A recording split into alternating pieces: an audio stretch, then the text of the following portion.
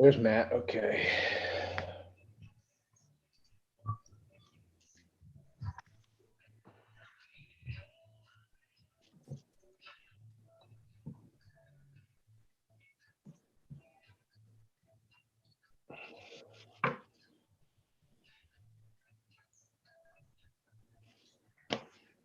Is Alderman Tollerman here?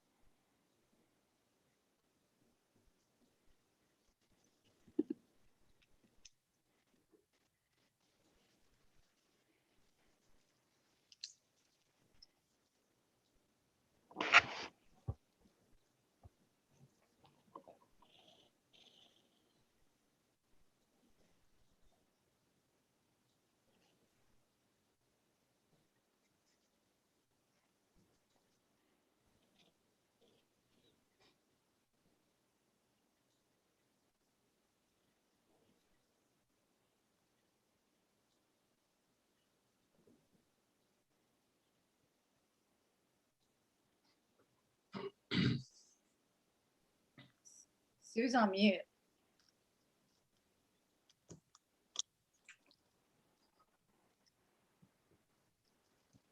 Sue, Sue, you're on mute. you're muted. What are Hope we you didn't waiting get for? hope you didn't get too far into your opening. Going through her preamble. I apologize. Thanks, Emily. Thank you for joining the City of Kingston Planning Board meeting at our monthly meeting. Today is Monday, September 20th. So you're muted. No, I'm not. I am not muted. Can you not hear me? We can hear you. We can hear you. Okay. Might have been a delay. Okay. My name is Suzanne Cahill, Planning Director for the City of Kingston and the organizer for our virtual meeting. I love. Before we Technology. begin our meeting, I want to go over a few meeting guidelines to help navigate the system as efficiently and respectfully as possible. We ask that members of the public and the press remain muted and off camera for the length of the meeting. As the organizer, I reserve the right to mute anyone who unmutes themselves. Board members and city staff will control their own mute button. As good practice, we ask that you mute yourself if you are not speaking to avoid background noise and feedback. If a board member or staff wishes to speak, they will raise their hand. The chairperson will call on them before they speak by stating their name clearly for our audio listeners.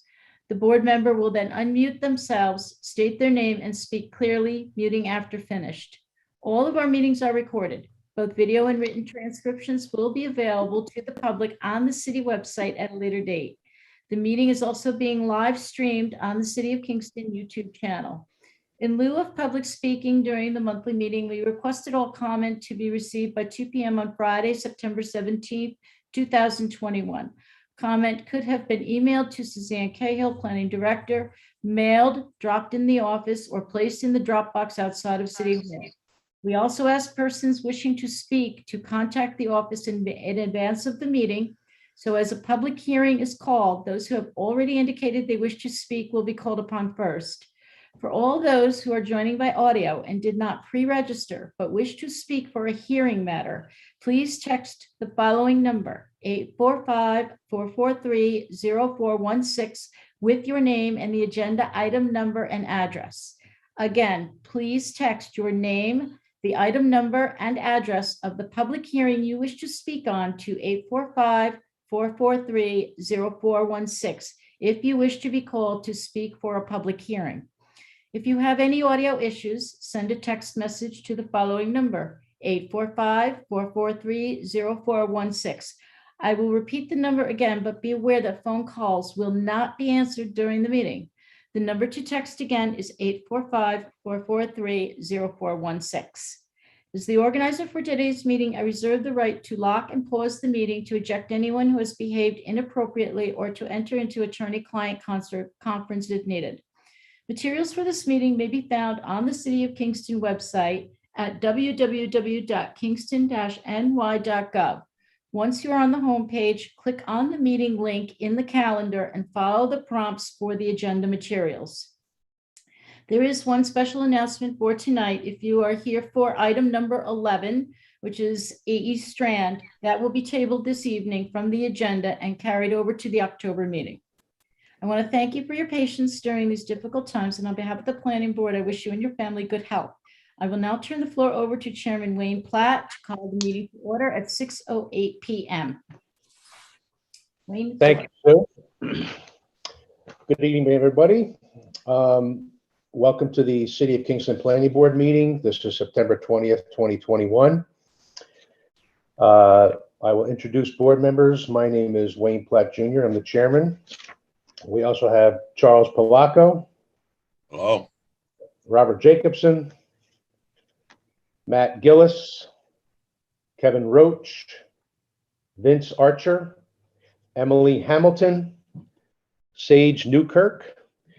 And we have Suzanne Cahill, who is the planning director. Kyla D-Day is the assistant planner. Daniel Gartenstein is the assistant corporation counsel for the City of Kingston.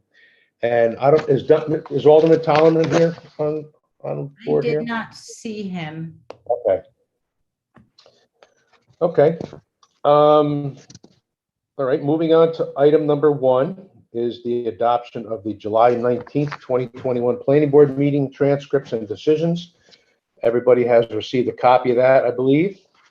Is there anybody wanting to make additions, deletions, any comment? Okay. This is Wayne Platt. I make a motion that we adopt the July 19th, 2021 Planning Board meeting transcripts and decisions. Do I have a second? Second. Kevin. Seconded by Chuck Polacco. All in favor? Wayne Platt is a yes. Charles Polacco? Is a yes. Robert Jacobson? Yes. Matt Gillis? Yes. Kevin Roach? Yes. Okay, that is adopted. Okay, moving on to public hearings. Item number 2 is 60 Noon Lane and 182 Pearl Street. It's a lot line revision of the lands of Darcy Smith and Sean O'Brien and Andre Cervaneschi. I hope I pronounced that right. Section block and lot as 56.107-1-34.100 and 56.107-1-1.200. Secret determination zone RRR, Ward 3, Darcy Smith and Sean O'Brien and Andre Cervaneschi are the applicants and owners. I botched that name up pretty good probably, so I apologize for that. Anybody here to speak about item number 2 besides the applicants? No, we have nobody. Okay, all right. I'm sure we'll have the map pulled up by Kyla. And who do we have representing tonight here?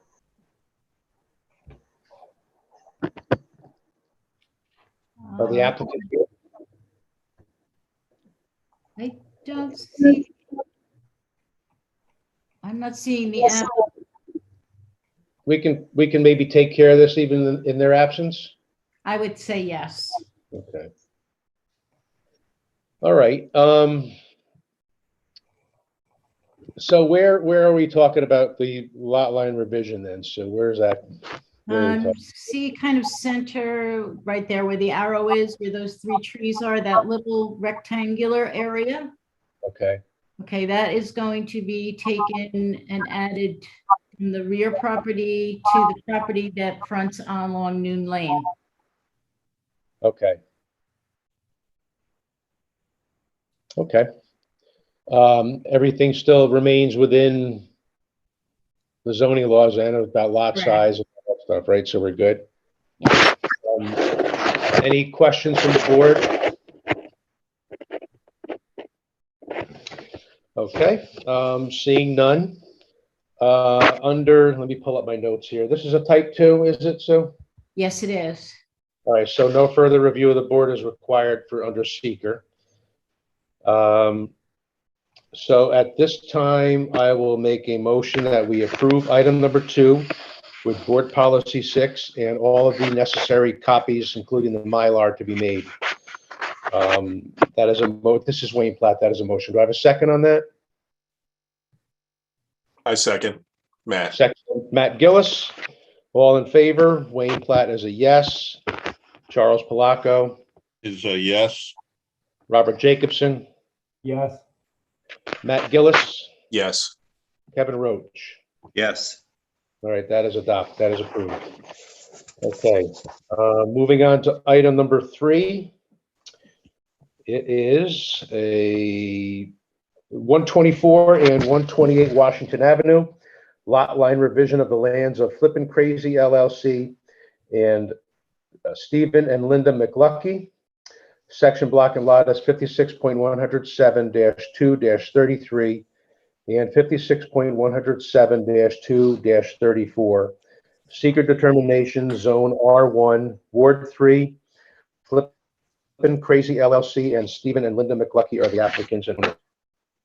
Hi, good evening, everybody. Mike Viteri here, land surveyor. Anybody besides the applicant or owners? Yeah, Mike. All right, so you're representing all parties? Okay, Hi, can everybody hear me? yeah, Okay, so Mike Viteri, surveyor here. I'm representing both parties. What we're doing is taking a non-conforming condition of a encroaching wood fence from lands of McLucky onto lands of Flippin' Crazy. We're simply conveying over the small portion, which ends up being 5/1000ths of an acre from Flippin' Crazy to McLucky to clear up the fence encroachment. We're obviously bound by our 5-foot offset off the rear of the garage or the side of the garage, however you're looking at it, as we're at a corner lot. Other than that, it's pretty straightforward. And in order for further conveyance of the Flippin' Crazy property, we need to clear this up in order to release any encumbrance on title. So that is basically the gist of it. okay. And again, Sue, these lots will conform to zoning?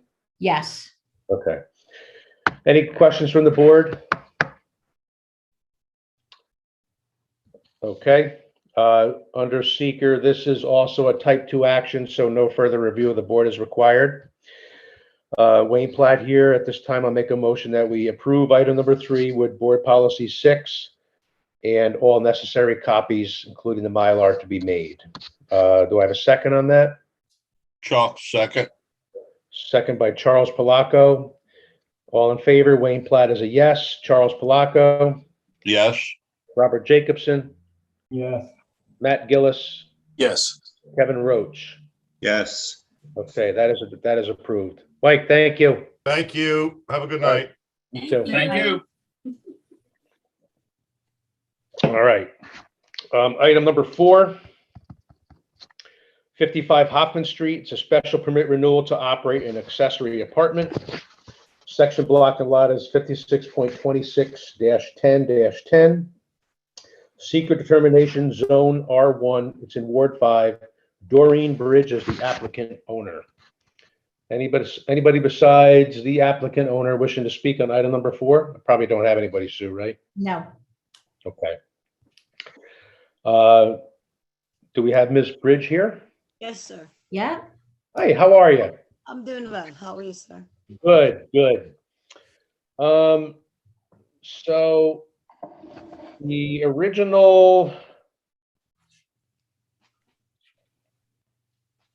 approval was granted when, Sue? I'm trying to look through my notes here. The original one I want to say was 2012. Okay. And the initial term was 1 year, and the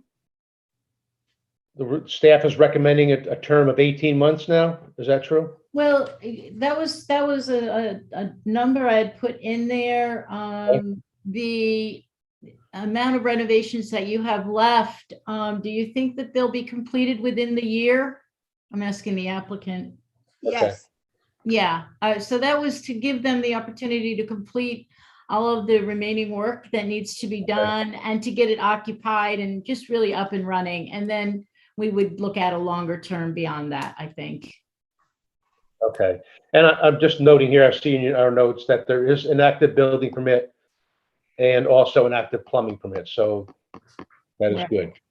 All right. Everybody good with staff recommendation for an 18-month renewal? Good? Okay. I'm only getting a few pictures up here, so I'm trying to Oh, yeah, no, everybody, hear no opposition. All right. Okay. See, under seeker, this is also a type 2. So no further review of the board is required. Any other questions from the board? I'm sorry, I should have said that first. Okay. This time I'll make a this is Wayne Platt. At this time I'll make a motion that we approve item number 4 for a period of 18 months with all original conditions carried forward. Do I have a second on that? Second, Kevin Roach. Kevin Roach. All in favor? Wayne Platt is a yes. Charles Palaco, Yes. Robert Jacobson, Yes. Matt Gillis, Yes. Kevin Roach. Yes. Okay, that is approved. Thank you, Ms. Bridge, for appearing tonight. Thank you. All right, have a good evening. You too, sir. Okay, good night. All right, item number 5. 38-50 Thomas Street, special permit renewal for an emergency shelter use. Section block and lot is 56.25-4-44. Secret determination zone 03, Ward 5. Family of Woodstock is the applicant owner. Who do we have here? Michael Berg tonight? I did not see Mike Berg. Okay. Would we have anybody wishing to talk about this though before? No, there is nobody that I have to speak. Okay. I don't know, is there anyone here representing Family of Woodstock in Mike Berg's absence? Online with us. Not seeing anybody, Wayne. All right. I see there's do we want to wait for them to appear, Sue, or do we is there anything that's going to prevent us from? There were some differences in some of the numbers Okay. in the narrative that they submitted with the renewal. So maybe we'll move on and put that aside and come back to it. Okay. And see if they do hop on the meeting a little later. Okay. Everybody good with that? Okay. Moving on to item number 6, 314 Wall Street. It's a special permit renewal to operate an apartment. Section block and lot is 48.331-2-10. Seeker determination, zone C2. It's in the mixed use overlay district as well as Stockade Historic District. It's in Heritage area.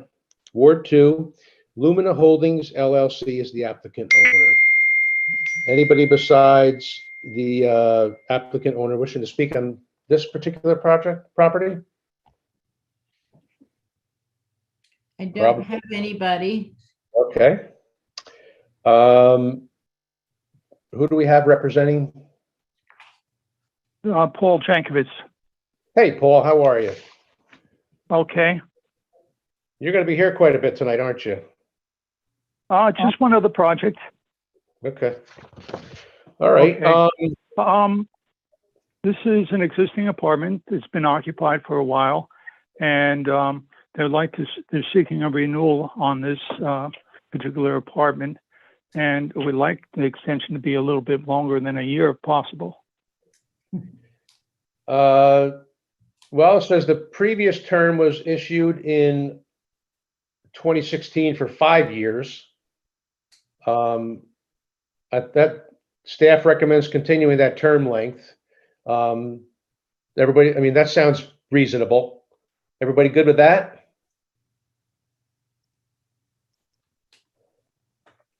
Mhm. No one Okay. is disagreeing. All right, I see people frozen on my screen here, so. Kevin, you're frozen. I don't know if you're, all right. Paul, you're still there? Can you hear us? Yes, I can hear you. Okay, all right. All right, so nothing's jumping out at us from building safety or the police department.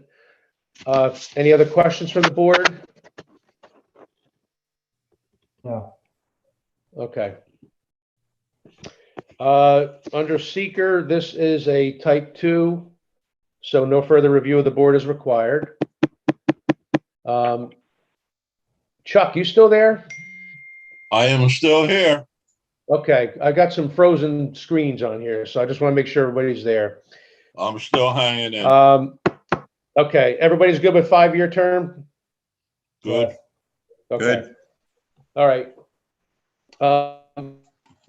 So this is, again, the Wayne plat here. I will make a motion that we approve item number 6 for a period of 5 years. If ownership changes, the new owners will have to appear before the board for a renewal at that time. And with all original conditions carried forward. Do I have a second on that? Chuck, second. Chuck Palacco with a second.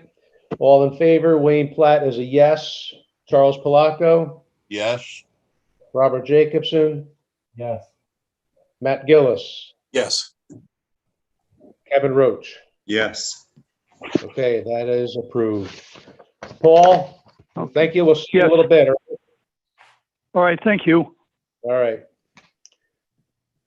Okay, moving on to item number 7 is 101 Abeale Street. Special permit renewal for 5 residential units. Section block and lot is 56.43-2-30.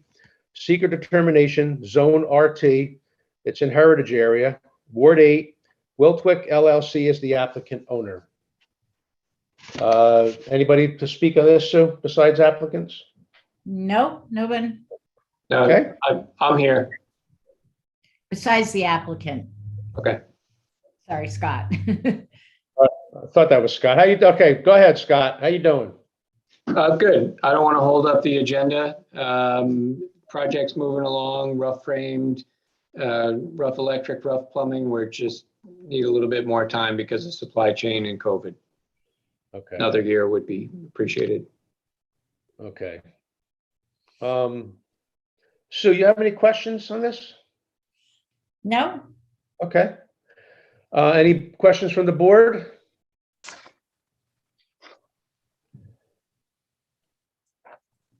All right.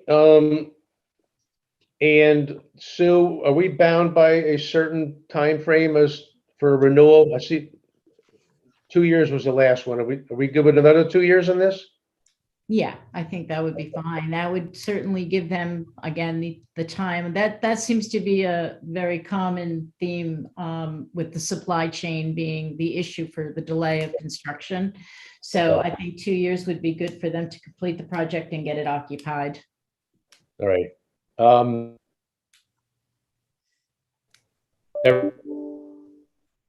Everybody on the board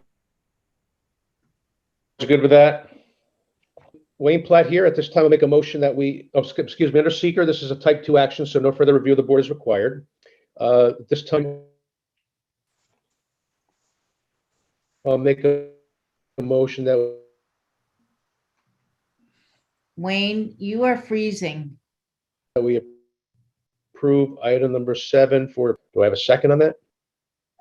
Who was that? Wayne, can you repeat your motion? You froze and cut out. Okay. I'm making a motion to approve item number 7 for a period of 2 years with all original conditions carried forward. And I'm looking for a second right now. Second, Chuck. Second, Charles Palaco. All in favor, Wayne Platt is a yes. Charles Palaco. Yes. Robert Jacobson. Yes. Matt Gillis. Yes. Kevin Roach. Yes. Okay, that is approved. Thank you, Scott. Thanks. I'll see you again for item 15. Okay. Moving on to item number 8. Let's see here. It is 82 John Street.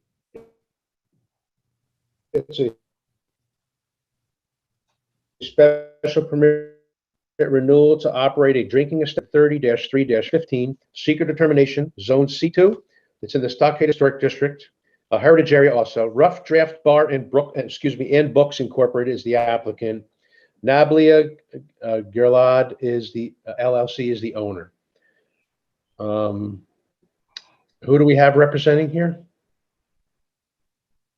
I don't see anybody.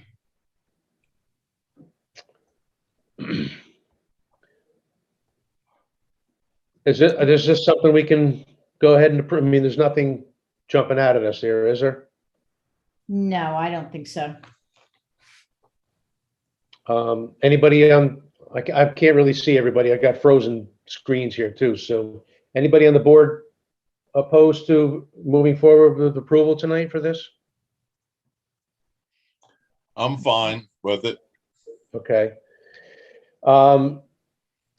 As far as the term goes, seeing that staff recommends increasing the term from 3 years to 5 years. And that is, of course, if any changes to the business are made, they would have to come back to the planning office at that point. So everybody's good with a 5-year term? I'm good. Okay. All right. Under seeker, again, it's a type 2 action, so no further review is required. Wayne Platt here, I make a motion that we approve item number 8 for a period of 5 years with all conditions carried forward. Do I have a second? Matt seconds. Matt Gillis with a second. All in favor, Wayne Platt is a yes. Charles Palaco. Is a yes. Robert Jacobson. Yes. Matt Gillis. Yes. Kevin Roach. Yes. That is approved. Okay. Moving on to item number 9, 370 Albany Avenue. It's a special permit renewal for a car wash. Section block and lot is 48.302-3-18. Secret determination, zone C3. It's in Ward 6. Duchess Terminals Incorporated is the applicant. ANK Realty is the owner. Nobody else here, Sue, besides applicant? No, And do we have applicant here? I don't know. Yes, I'm here. here he is. Okay. Yes. All right. And can you state your name for the record? Sure. Russo, R-U-S-S-O, Vosughi, Vosouughi. Okay. Welcome, sir. Thank you. I see the original was issued in April of 2005. The most recent approval was 2016 for 5 years. A number of incidents with the police department for the past year. However, many of them appear to be a premises check, alarm, or vehicle lockout. So nothing much going on there. And a new convenience store was finished and occupied in 2012. There is no term limit for this type of use. The previous term was for 5 years, and staff recommends continuing a 5-year term. Everybody good with that? Okay. Sue, you still there? Yeah, I'm sorry, Okay. reading an email from one of the applicants. Okay. I just, every once in a while, I got to check in. I think I'm losing people, so. All right. Any questions from the board? I don't have any questions. Okay. No. All right, so under seeker, it's a type 2 action. No further review is required. At this time, I will make a motion that we approve item number 9 for a period of 5 years with all original conditions carried forward. Do I have a second on that? Kevin Roach, second. Second by Kevin Roach. All in favor? Wayne Platt is a yes. Charles Palaco, Is a yes. Robert Jacobson, Yes. Matt Gillis, Yes. Kevin Roach. Yes. That is approved. Thank you, sir. Thank you all. Have a wonderful night. You too. Thanks. All right. Item number 10, 243 Hurley Avenue. It's a special permit renewal to operate a community solar array. Section block lot is 47.70-1-6. Secret determination, zone C3, Ward 1. Hudson Solar is the applicant.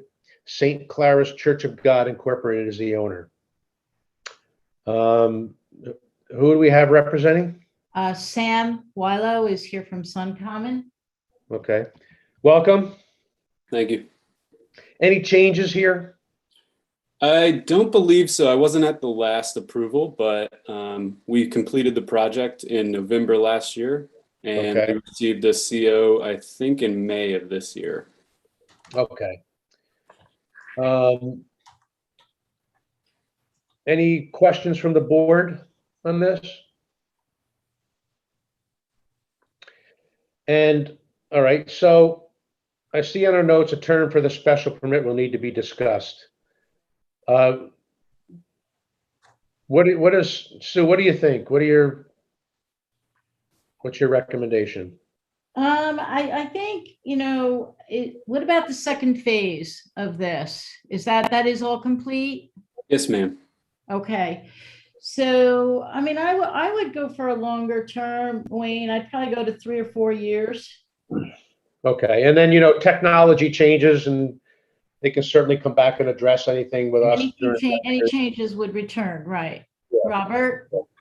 The current installation, what's the lifespan that we're talking about with what's currently in place? It's 25-year warranty on the modules themselves as they are now. I just think this should be like a 5 or 10 year. There's solar arrays just sitting there. If they're going to do any further work, they got to come back before the board anyway. So Good point. Yeah, any substantial change in the panels, we'd have to reapply. All right. How about, you mentioned 5 to 10. You want to go for a 5 then, Robert? Yeah, I just don't. I would go with 10. I just don't know why it would have to come back to us because any change they make has to be a new application. So they're just panels sitting in the field. All right. How does the board? It's just not worth tying up the agenda. And so how's 10 years for the board? How do you feel about that? Everybody good with that? Sounds good to me. Sounds Okay. good.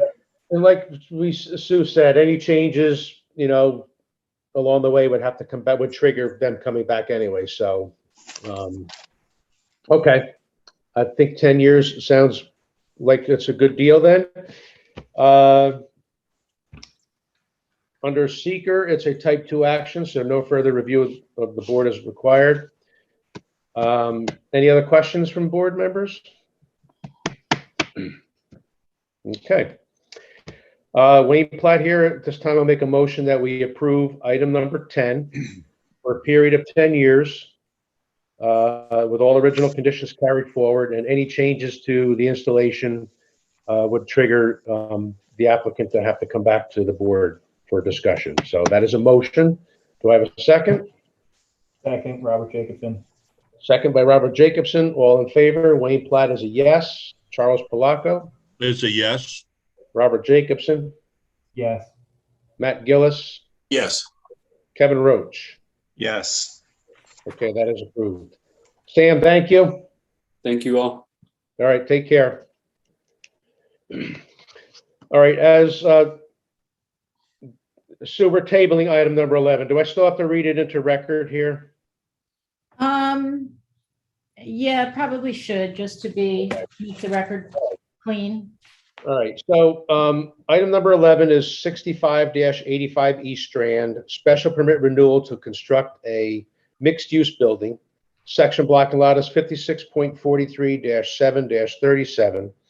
Seeker determination, zone RLC, heritage area, LWRP, Ward 8. Anthony Hatsiamu, I'm botching that name up pretty good, is the applicant. Kingston Waterfront LLC is the owner. Applicant has asked to have this item tabled tonight. So this Wayne Platt here. At this time, I'll make a motion to table. Do I have a second? Second by Robert Jacobson. Second by Robert Jacobson. All in favor? Wayne Platt is a yes. Charles Palaco? Yes. Robert Jacobson? Yes. Matt Gillis? Yes.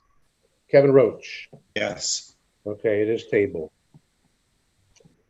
All right, item number 12, 328 Wall Street. We move up here.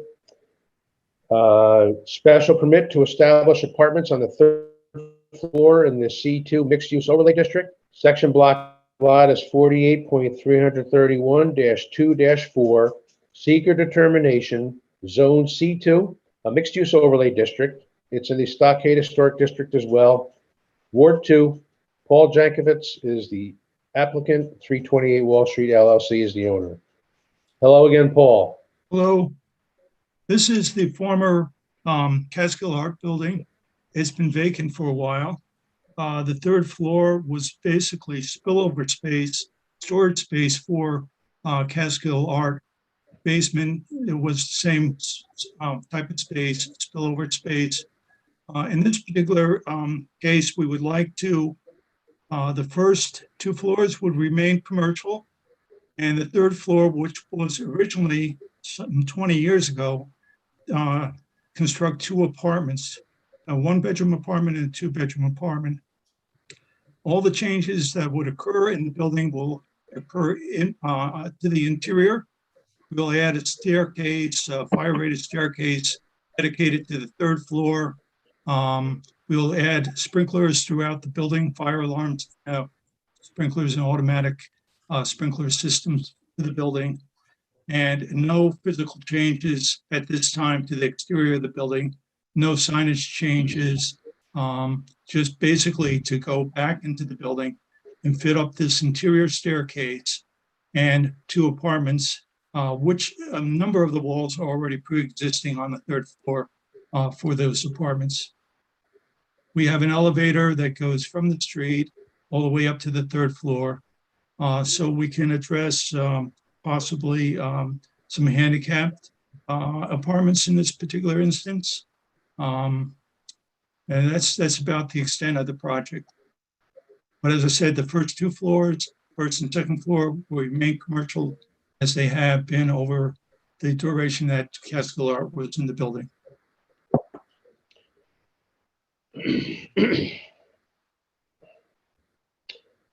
Okay. There we got some. Okay, good. I was just going to ask about this. Thank you, Kyla. And floor plans too? Okay, good. Paul, do you have access to this? Or can you walk us Yes. through? Yes. Okay, And Paul, if you want a different sheet up, this is just the third floor. yes, that's fine, Kyla. Okay. Okay. The upper portion shows the existing walls on the third floor. On the right-hand side, you see the elevator shaft. Towards Wall Street, we have 2 rooms facing, and those will remain. We'll keep the windows intact as they are today. They meet egress requirements for emergency rescue and so forth. We're keeping the bedrooms on the outside walls, on the front of the building, on the rear of the building. And then if you drop down into the lower segment of this drawing, you'll see the actual what we're placing two small kitchenette areas, large. These are fairly moderate sized apartments. The only really downside to this is that we do not have any off-street parking with this particular building, but we do have parking within 300 feet of the structure, multiple municipal parking lots. The extant portion at the lower portion of the screen with the vertical lines is the new stair that will be added. The existing stair does not comply with code. The run, the rise, and so forth is out of compliance.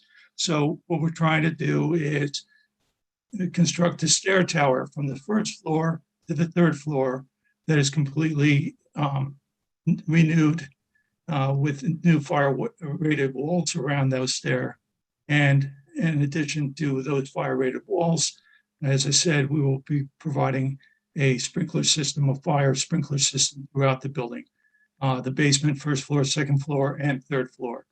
So the new tenants will be adequately protected by both the new egress path and the fire sprinkler system. The rest of the building is the floors 1 and 2. We do not have a tenant identified. I've met with a couple of prospective tenants, but we have not signed anyone for the building as of today's date. Okay. Don't know if we lost Wayne or not. No, he's there.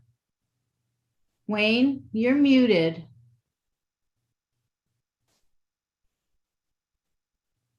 No, I had to go log back in again, so. Okay. Yeah, Paul, I thought we lost you. the elevator, is that just for freight? Is that It's been used for just freight. a freight elevator? Yes, yes. Okay. And like the previous building that we had renewed, we've written into the lease that the tenants are not to use those elevators. Okay. All right. It's good that that it seems to be a domino effect of that these upper floors are being renovated and used for residential purposes. That's cool. That's very, very good. Thank you. Any questions from the board?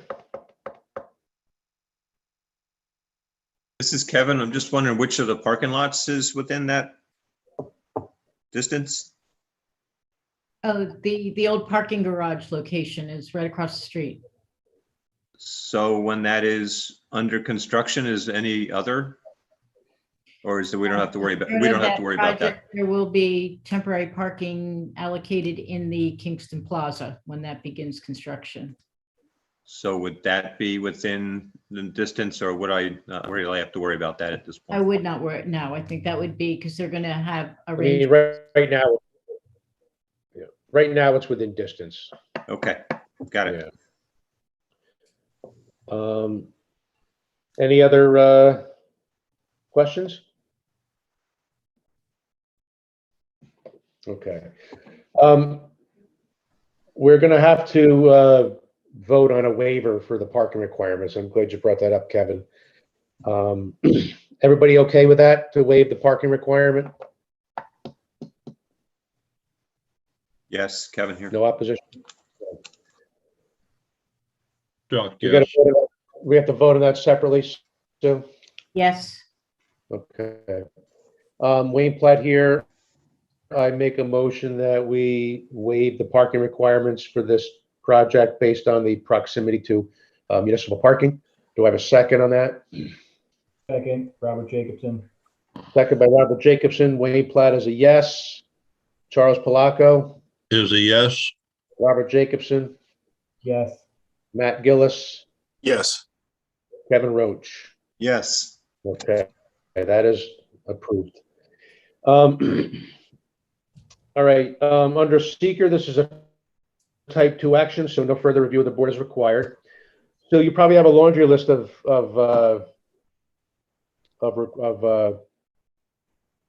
this approval, right? We really don't, because there are no exterior changes. Okay. It's all interior work, so it would be 6, board policy 6, 25, 26, and the landlord registration, whatever. I have to look that one up real quick. Hold on.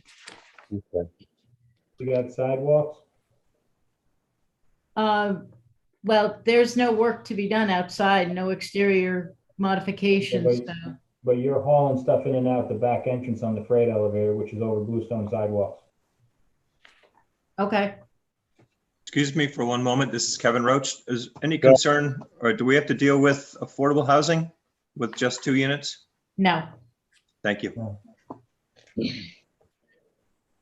So we can put that bluestone. I added that 23.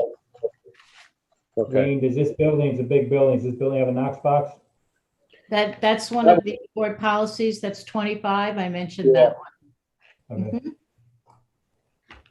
I was on that too, Robert. I remember it's the policy 25, so. And All right. 22 is the carbon monoxide. So that one is added too. Any other questions?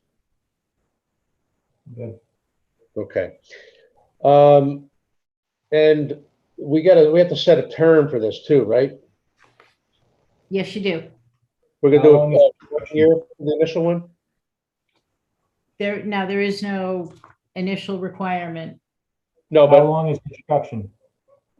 Paul? I would like to ask for a year for construction.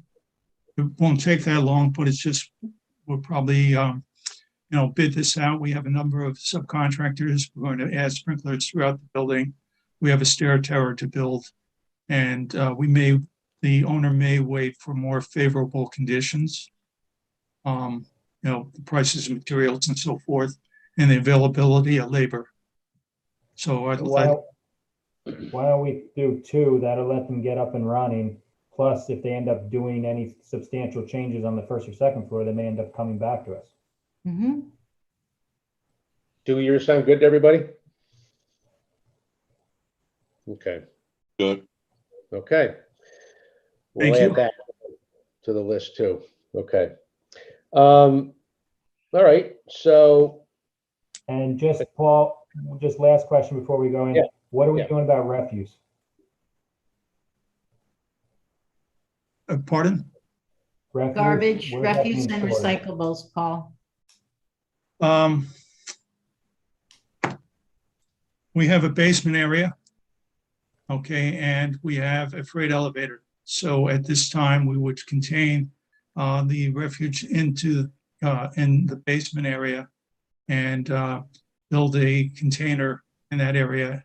And we have as I said, the freight elevator to move the material, up and down vertically in the building. So it should be easy enough to load to the street, to the rear street. And Okay. your tenants are gonna have access to that basement area? Yeah, yes, we do. Yes, the elevator runs from the 3rd floor to the basement. Okay, there is no adjacent property. This particular site is landlocked. The street on the front and rear and side to side, so we can't put containers on the sidewalk. Yeah, I have no problem with it being inside. I thought your stairwell only goes to the 1st floor, but you said that the tenants can't use the freight elevator, which goes to the basement. So how, Yeah. I'm confused. We'll have to work something out with the landlord on that use. Okay, but that's the only viable way that we can handle the refuge. Because we have, So as this, basically, you're gonna have to build some type of refuse room in the basement for the tenants. that's correct.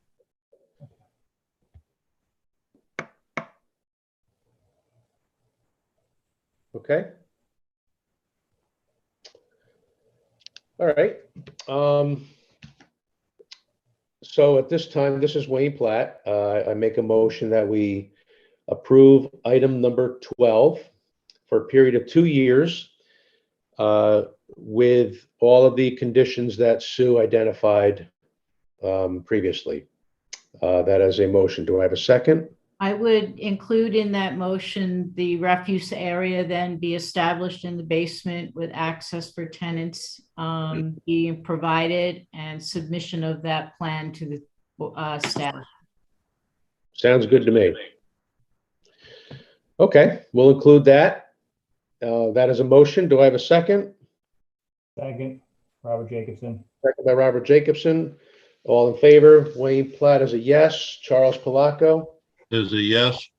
Robert Jacobson? Yes. Matt Gillis? Yes. Kevin Roach? Yes. All right, that is approved. Paul, thank you. Thank you. Thanks. All right. All right, moving on to item number 13. Say 316 Wall Street.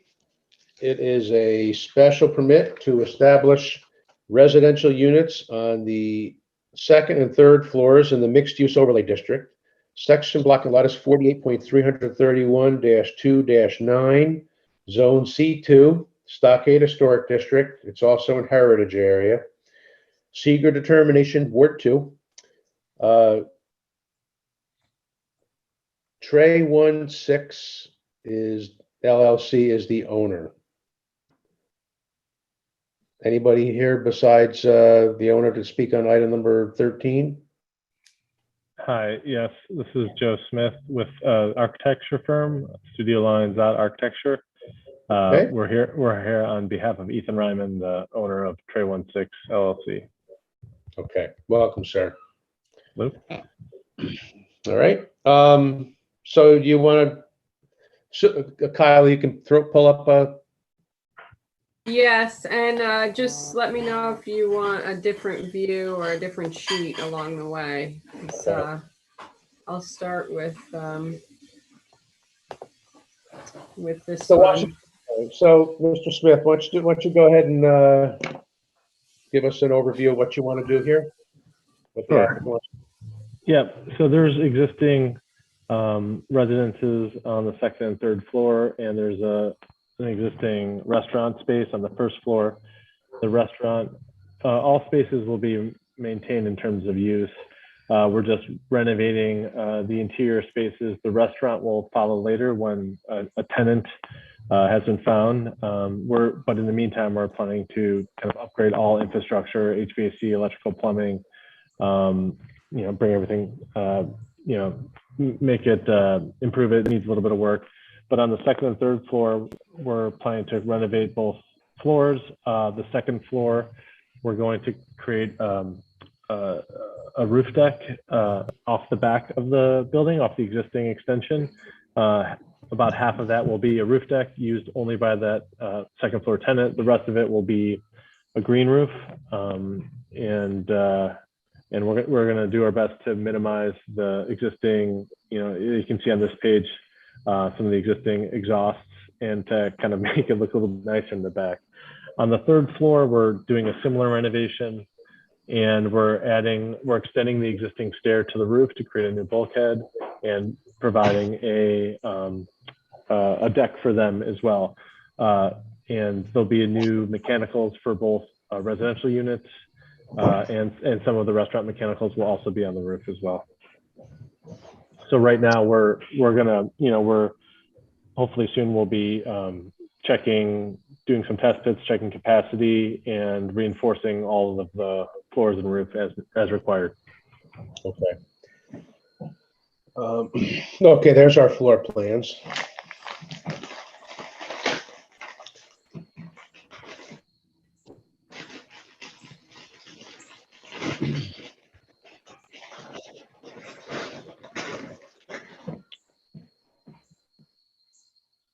And how long do you think you're thinking construction's gonna last?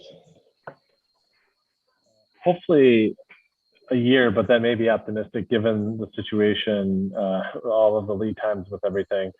But I would like to push that out a bit, just in case, just to make sure we're covered.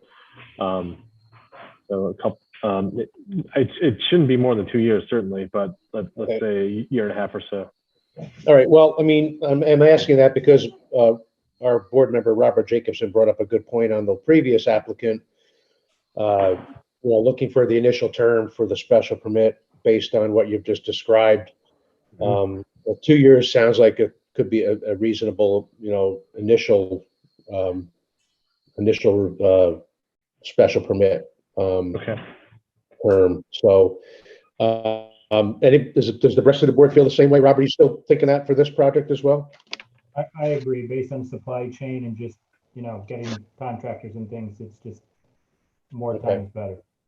All right. Thank you.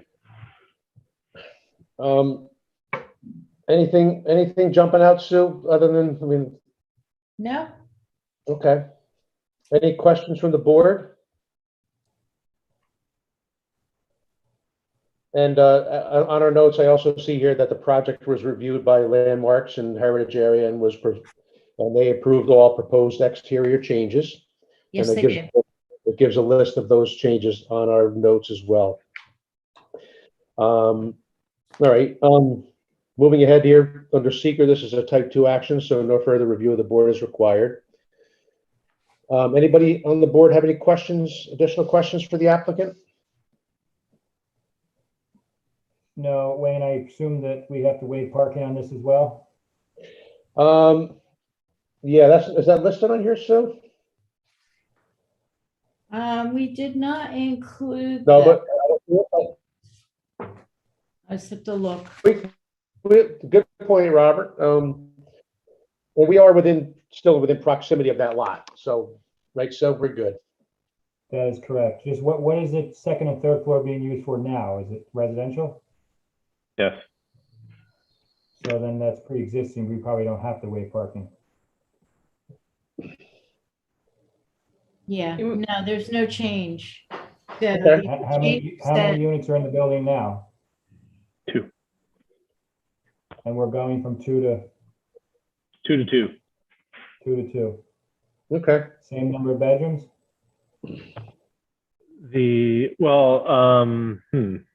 on what you call bedroom. They're adding exterior space to the like deck area, roof, but that's it. They're not adding bedrooms, things like that, which would up the parking. Is that correct? Owner? Yes. Yeah, we're not. We're what do we have? 2 bedrooms, 2.5 bedrooms. We're maintaining that count.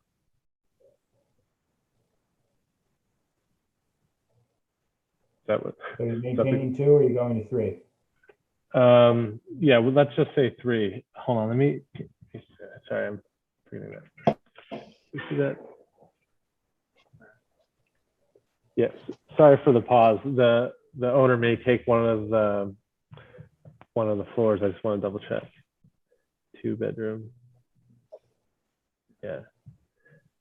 Yeah, 2 bedroom and then 3 bedroom on the 3rd floor.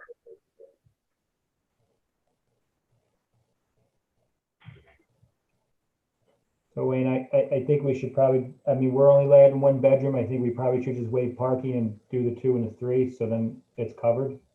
Yep. All right. I don't think really the extra bedroom's gonna add an additional car to the apartment, so I think it's more a matter of allocating space than it is necessarily adding more units. Okay.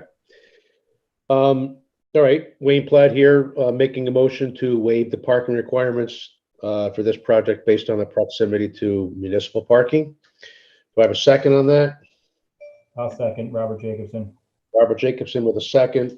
All in favor? Wayne Platt is a yes. Charles Palaco? Yes. Robert Jacobson? Yes. Matt Gillis? Yes. Kevin Roach?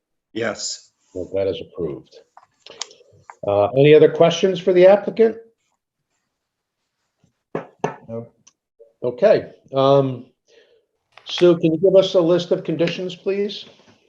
The conditions would be board policies 6, 17A, 19, 22, 23, 25, and 26. And that is it with the part and the 2-year term, of course. 2-year term, yes. Okay. Wayne Platt here. What's that? Same ownership as normal? Yes, if there's a change in ownership, it will have Yeah. to come back. Yeah. I'll make a mention of that as well. So Wayne Platt here at this time will make a motion that we approve item number 13 for a period of 2 years with all of the conditions that Sue Cahill just described, as well as if there's a change in ownership, the new owners will have to come back to the planning office to address that. That is a motion. Do I have a second? Matt seconds. Then Kevin? Okay, Kevin Roach with a second. Chuck, I see you're muted. All right, all in favor, Wayne Platt is a yes. Charles Palaco? Yes. Robert Jacobson? Yes. Matt Gillis? Yes. Kevin Roach? Yes. Okay, it is approved. Thank you, Mr. Smith. Thank you very much for your time, everyone. All right, Appreciate have it. a good Bye. Bye-bye.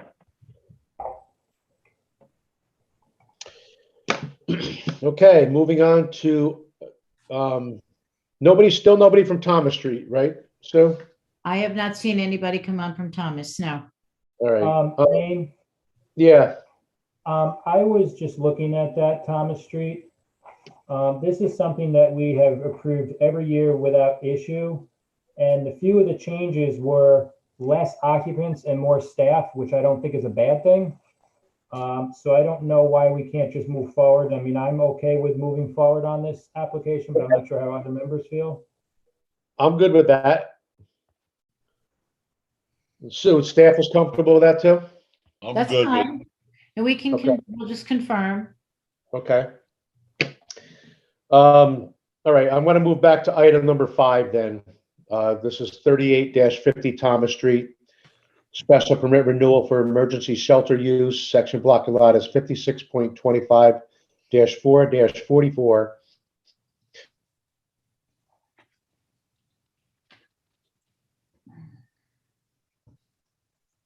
Seeker determination zone 03, Ward 5.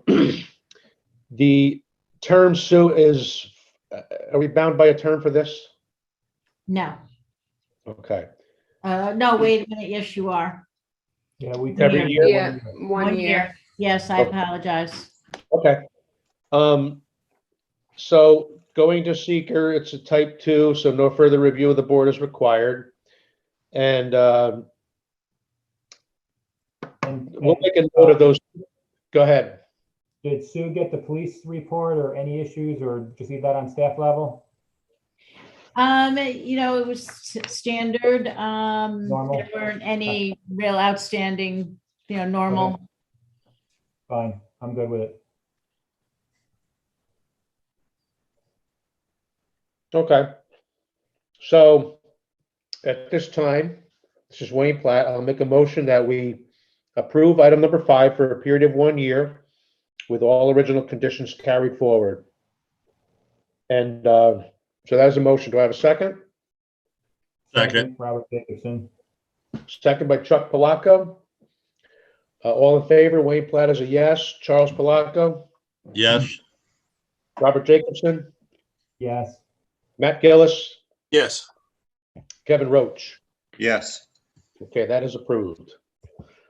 All right. Moving on to old business. Item 14. Let's see, 705.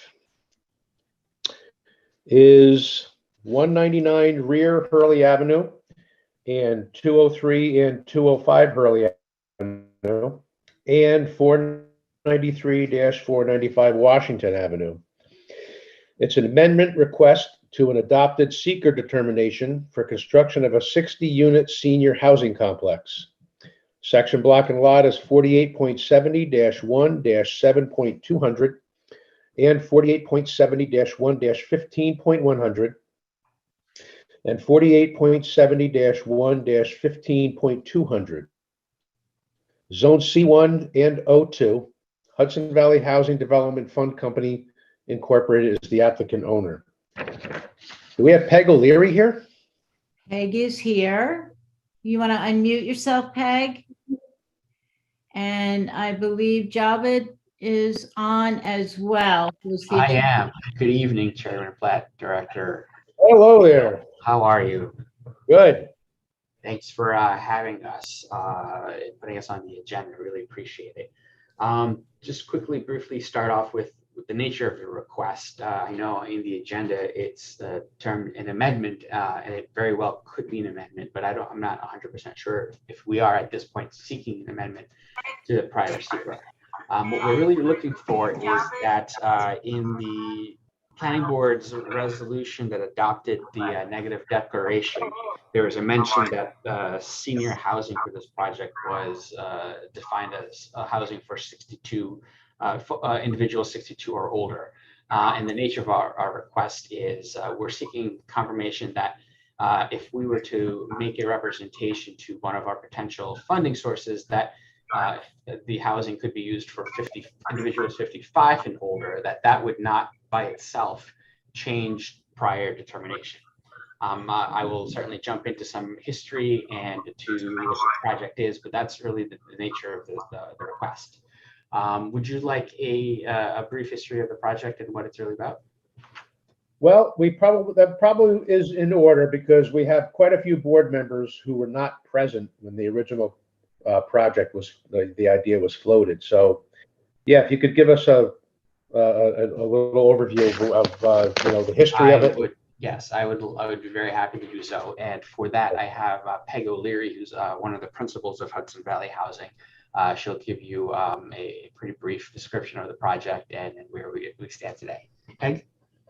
Peg, do you have the ability or do you want to share a screen to show anything so I'll give you permission? Ms. Cahill, I can share the screen if that's possible. Okay, all right. Let me just find you on my list.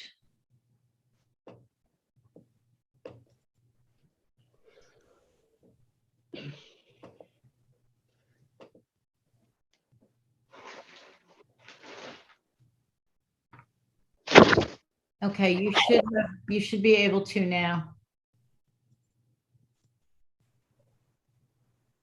Do you see my screen? Yes. That's great.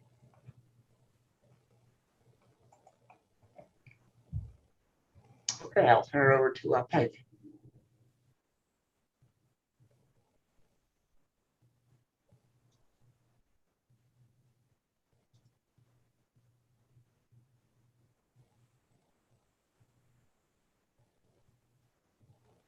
Peg, you're muted.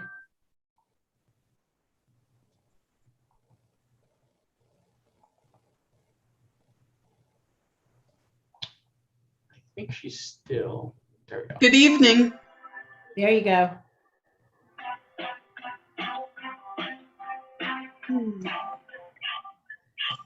Good evening. Can I be heard now? Hi, Peg. Yes, it's all you. Oh, I'm so sorry. I'm challenged with the, let me see if I unmute this. There it goes. Yes, May I ask if better. I'm heard Thank you. now? Tremendous. If I'm not mistaken, I believe Javed suggested that I give an overview of where we are. Correct. Okay, thanks. Thanks, Sue. And I appreciate the fact that there's a number of new planning board members, although I sincerely appreciate the fact that the chairman remembers me. Again, my name's Peg O'Leary. I'm with Hudson Valley Housing Development Fund Company. It's a private, not-for-profit community development and housing developer. We're an IRS 501c3 corporation. And as an aside, we did incorporate on March 17th, 1987. We've developed over 402 rental and home ownership structures, buildings, apartments, and we continue to own and manage 302. Specific to Kingston Meadows Senior, we got involved back in when the Dyson Foundation a 3-county assessment needs was published. And I believe the actual publication date was 2010, although it was originally started in 2009. At that time, it was stated that the city of Kingston alone needed 1,005 affordable housing units. Unfortunately, we're here almost a decade or more later, and probably less than 150 affordable housing units have been built. No senior housing has been built in the city for about 20 years, but for Landmark Place, which is, I believe, underway with 33 units. So as a not-for-profit with a mission of developing affordable housing, we located the site, we started doing the work that was required. At this juncture, as you can imagine, since it's been 10 years, those who were not seniors 10 years ago now are, present company excluded. And we're targeting income limits of 40 to 60% of median. The building, the footprint, the design is as it was when we approached the board. And when the board approved the seeker neg deck back in 2013. It's 60 apartments, 58 one-bedrooms, 2 two-bedrooms. It's a 3-story building with an elevator. And whenever you have an elevator, the building code requires that all of the units, 100% of the units, be accessible. There will be laundry facilities on every floor, a community room, a patio space. It's located behind Best Western between Hurley Avenue and Washington Avenue. There will be an emergency call system, a wet sprinkler system. One change we have made is we've done away with any fossil fuels. And at this juncture, we're looking for the building to be completely electric. We will, however, have a backup generator that will be fueled by diesel, and that's in case of a power outage that lasts any amount of time that would keep the community room fully operational. So it's a point of refuge in the case of any type of power outage or any other situation that may come up. The building footprint is identical as it always has been. The building design is all but identical to our Meadow Ridge 2 property, which we provided a number of photographs of when we first submitted our EAF. And since that time, we've developed a property called Highland Meadows, which was the redevelopment of the former St. Francis Hospital in Beacon, that again basically has the same design. As time went by, a couple of things changed relative to upgrading the type of finishes that we use. The environmental impact of Kingston Meadows is the same. The traffic, the water, the sewer, archaeological are the same. The occupancy is the same, being senior housing, i.e. 1 to 2 persons per bedroom, and no children.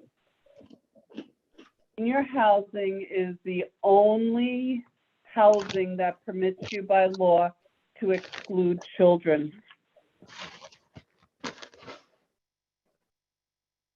We've done a great deal of work on this development. We feel that we're at the point where we can go forward in the near future. However, we need, pardon me, I'm not sure if that's my phone or not. We are here this evening to ask you basically for clarification of senior housing. We recently completed a market study, and that market study has documented to us that we needed to make sure that we capture the market being, and this is a critical point, the market that we have is solely within the city limits. The city of Kingston needs senior housing for the seniors who live there now. And it's been our experience with Highland Meadows and with Meadow Ridge 2 in the city of Beacon that once those buildings were completed, you basically had neighborhoods of seniors from that city moving into the complex. And we believe that's what will happen in Kingston. Peg, Thank you so much. One is just a clarification on the number of units at Landmark Place. That's 66 senior units. I just wanted to clarify that for the board.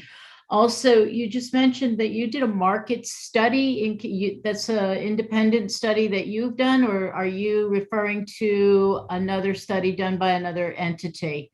That you did a market study in Kingston for senior housing demand? Oh, yes, we did. We contracted it out. And forgive me if I reference the 33 seniors only because that's independent living. The other 33, I believe, is supportive housing. We're not doing supportive housing. We do independent living. So that was another question that I had. So with the Fair Housing Act, under that, as I read it and read the information I've been looking at, that would be 80% of the units would be occupied by at least an individual of the age of 55 or older. And then the other 20% could be open for the possibility of a disabled persons with 18 years of age as the head of household. Is that something you're looking at? Or, I mean, it would open the door to that opportunity then? No, we are not looking at that at all. We are looking at seniors. What you reference is correct insofar as the Fair Housing Act, which is a federal act, has three definitions of senior housing. The first being any senior financed housing like a Section 202 can be seniors or disabled. The other alternative is over the age of 62, or in what we're asking for clarification is over the age of 55, which 80% is mandated to be occupied by seniors over the age of 55, and 20% could be available if there is not a market to sustain it. We certainly see there's a market to sustain it, but critical to New York State is New York State does not recognize over the age of 62 as being senior housing. In order to have senior housing with over the age of 62 as of right, you are required to go to the New York State Human Rights and request a specific waiver. And that waiver must be based on a documented market study. And hence, this is how we are in the position that we are in. Would you provide us a copy of that market study? Is that proprietary, or, I mean, could you share that? I would defer to our attorney, but I see no problem with sharing that. Yes, Ms. Cahill, at some point, we would certainly be back before the board seeking final approval and any project updates, additional information, which could include the market study, would certainly be provided happily.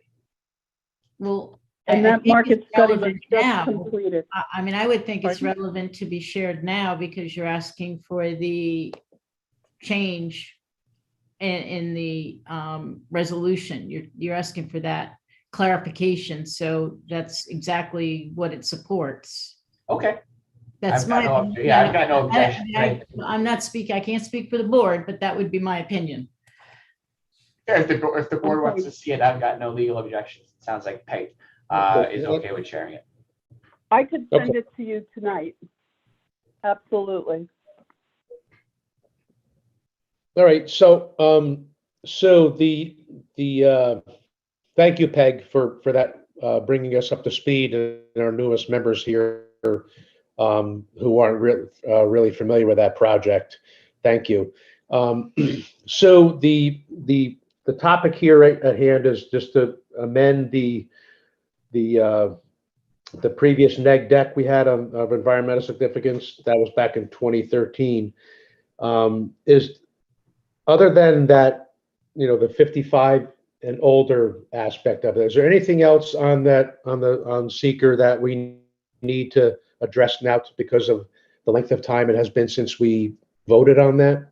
I think that it would be appropriate, as I said, as I put into the staff notes, that we require the applicants to recertify that neg deck or the notice of determination of non-significance to look at validating all of those original conditions. I also think that we should confirm where new regulations have possibly entered the picture that they are not going to trigger any changes to a SECRA determination either. And that would be things like the New York Stretch Code, which the city just recently adopted. I didn't get a chance to look for any waterway regulations. I don't believe that there have been any, but certainly the city has adopted the climate plan, which addresses sea level rise, and I'd have to look at that specifically for this area as well to see if that would alter or potentially alter any changes to the site plan. Okay, so Wayne. Yeah. Wayne, I think you also have to recognize that it's basically been 8 years and there have been a number of significant changes in the immediate vicinity of the project in that 8-year period. Okay. And the applicant really needs to address those with regard to the secret determinations and just set forth what their position is with regard to, numerous factors. The traffic pattern has significantly changed on Hurley Avenue. The use of a number of the buildings in the immediate vicinity have significantly changed. As Sue has indicated, the stretch code has been adopted. There have been a number of city policies that have been adopted in the last 8 years. If counsel for the applicant is taking the position that, that basically the 8-year-old seeker is, binding at this point and doesn't need to be updated to address all of these issues, then he can certainly submit something in writing with case law to establish that. Our office's preliminary position is that 8 years, particularly given the significant changes in that particular vicinity, is too long for this board to merely, make this kind of change to the secret determination without further and, fairly significant deliberation. I agree. And that's why I tried to when I started talking about this, that there's been quite a few years since the original neg deck was issued, and 8 years, of course, is the amount of time. So, Chairman Platt, this is Javed Afzali. May I have a moment? I think what was just said about updating the secret is very valid and important, and I think that would be important to do prior to us coming before the board and asking for final approval. It makes a lot of sense in that case. But just to clarify, the request and the ask right now is that we don't find anything wrong with the secret neg deck. It's complete. It's all there. It mentions senior housing, but it doesn't limit it to 62 plus. What we're asking for is that the resolution that adopted it, the one that was signed on January 14th, 2013, where it mentions senior housing as 62 plus.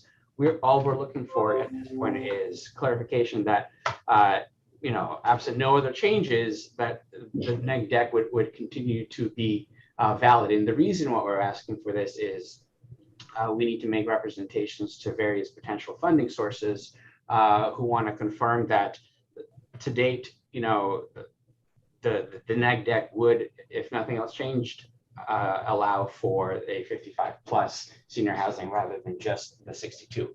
And we're certainly sensitive to and acknowledge that when it's time for us to come back for final approval, we would provide the updated information and make sure that everything, either nothing has changed since the eight years and make that confirmation, including validating prior secret, or supplying the information that the board needs to continue and verify for itself that the neg deck is still valid. Well, do you agree that maybe your funding sources will see the amount of time that has elapsed between the original approval, the neg deck, and where you are right now with this request, that the funding sources may require an updated seeker on this? Was that something that you think is in order?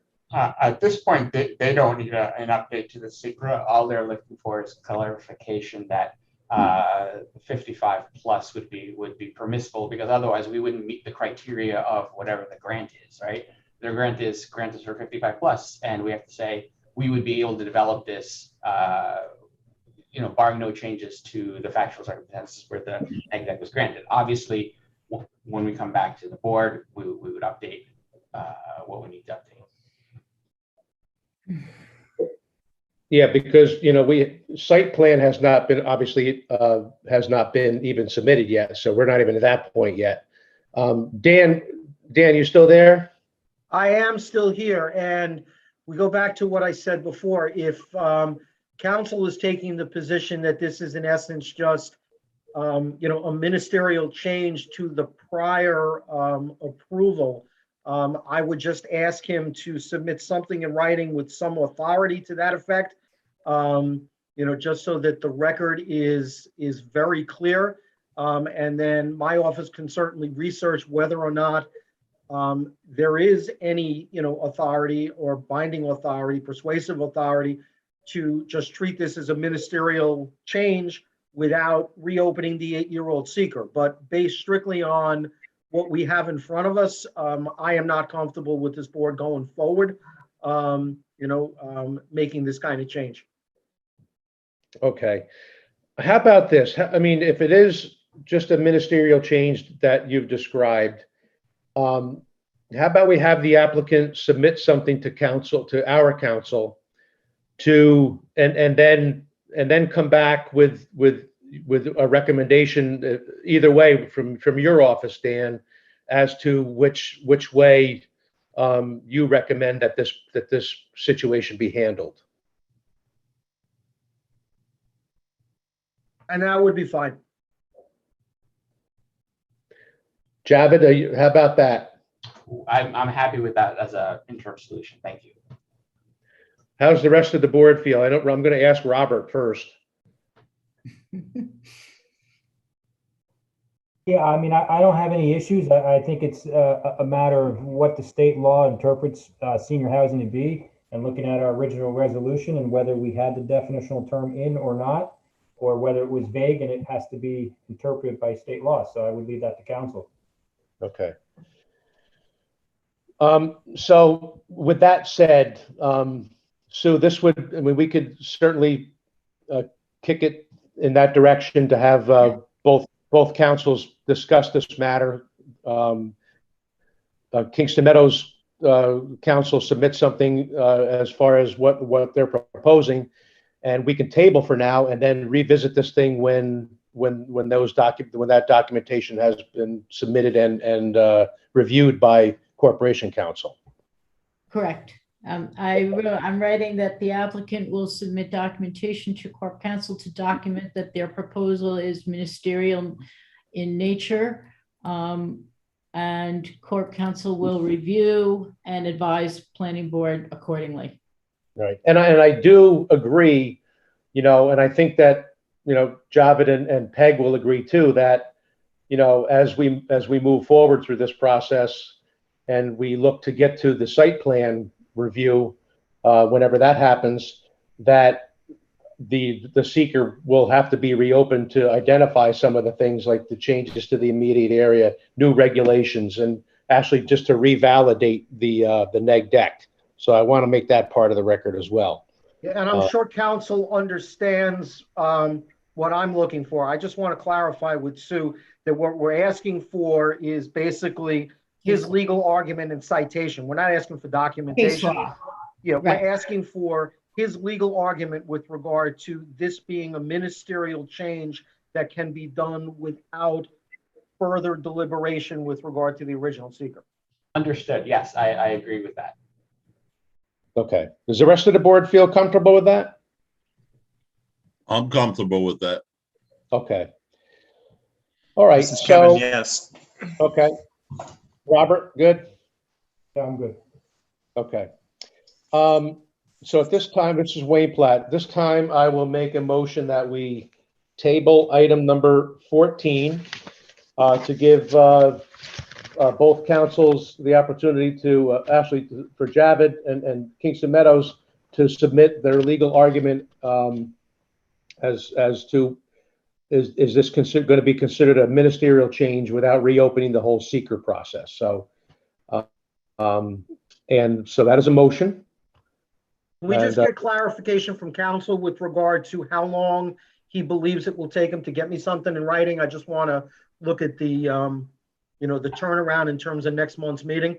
Absolutely. I can have something to you by mid next week if that's okay for you. So if we say 10 days, that works for you? That works for me. Okay, that's fine. Okay, thank you. So that is a motion to table based on what we've just discussed. Do I have a second on that? Second, Robert Jacobson. Second by Robert Jacobson. All in favor? Wayne Platt is a yes. Charles Palaco? Yes. Robert Jacobson? Yes. Matt Gillis? Yes. Kevin Roach? Yes. That is passed. Peg, good hearing from you again. Thank you. And Javid, thank you so much. So we'll be looking forward to hearing from you again. I look forward to seeing you guys again. Thank you so much. Thank you. Good night. Right. Okay. Javid, you yes? need to take your screen. Javid needs to take his screen down. Okay. There it goes. Okay. There we go. All right. All right. New business. Wayne, Alderman Yeah. Tallerman has joined us too. So Okay. Welcome, sir. Alderman Tallerman is here. He is the Common Council liaison to the Planning Board. All right. Moving on to new business. Item number 15 is 45 Pine Grove Avenue. It is a site plan to install a 10-foot high chain link fence around the existing MRI equipment. Section block and lot is 56.25-5-35. Seeker determination, Zone M1, Ward 5. River Radiology is the applicant. Fuller Holdings LLC is the owner. Scott Dutton is here, correct? Yes, and Angela Donahue is here from River Radiology. Hi, Ange. Hi, How are you? good. How are you? Good, thank you. Good. All right. Sounds like a security issue, right? Yep. Okay. How high is the fence? 10 foot, right? Okay. Yeah. Wayne, it's only around a very small piece of equipment in the rear yard. Okay. As you know, we purchased the building in 2017. At that time, the land behind the building was all vacant. Yeah. While we were renovating the Fuller building, Youth Build was building the single family home that abuts this. And so now it's an imperative that we do something about protecting the key piece of equipment for River. Okay. No barbed wire on the top? No. Okay. now one suggestion though that Kyla had made, which I thought was good, was to put a screen over the top as well, so that nothing can go over top, like you were saying, that Yeah. the problem is balls getting thrown into there at that area. So to just put something on the top as well. Okay. We'd have to just tie that into the building because the chiller ties into the one end of the building. Yeah. So that's fine. We could figure something out. Whatever it has to be so that the air can flow for the chiller. Oh, yeah, it would just be, open fencing. So, Okay. And the scaffolding has been removed. That was left over from the major construction, which is now complete and CO'd. Thanks, Scott. All right, pretty straightforward. It's almost a shame we have to come before the board to discuss this, isn't it? Any questions from the board? No. Okay. I'm pulling up my notes. I lost my notes here for a second. So this is type 2 again? yes, it is. All right, so no further discussion of the board is required. At this time, I will make a motion that we approve item number 15 with board policy 6 and also the addition of the overhang too, for that's going to connect into the building as well to prevent objects from being thrown into that location. That is a motion. Do I have a second on that? Second, Robert Jacobson. Second by Robert Jacobson. All in favor, Wayne Platt is a yes. Charles Palaco, Yes. Robert Jacobson, Yes. Matt Gillis, Yes. Kevin Roach. Yes. All right, that is approved. Thank you. Scott, Ange, thank you. Good hearing from you. Take care. Thank you. All right. Good night. Good night. Good night. Good night. All right. Moving along. Item number 16. 85-87 and 89 West Union Street. A site plan to construct a house in the RT district. Section block and lot is 56.43-1-25 and 26. Seeker determination, zone RT, Roundout Historic District, Heritage Area. It's in the coastal zone as well. Ward 8, Mappos Architects is the applicant. Michael Piazza is the owner. Who do we have here tonight? I'm Colin Bryce, principal of Mappos Architects. Okay. How are you? And my associate Sam, good. And my associate Sam is also zooming in as well. I see him there on the screen. Hello there. All right. So I see you already have received okay from Landmarks and Heritage, so we'll throw that out there right away, right? Correct. Yeah. So much of, I'm sure we're gonna have a picture popping up here soon. Why don't you tell us what your plan is? Sure thing. Do you want me to start off, Colin? Yeah. Jump in, Sam. Thank you.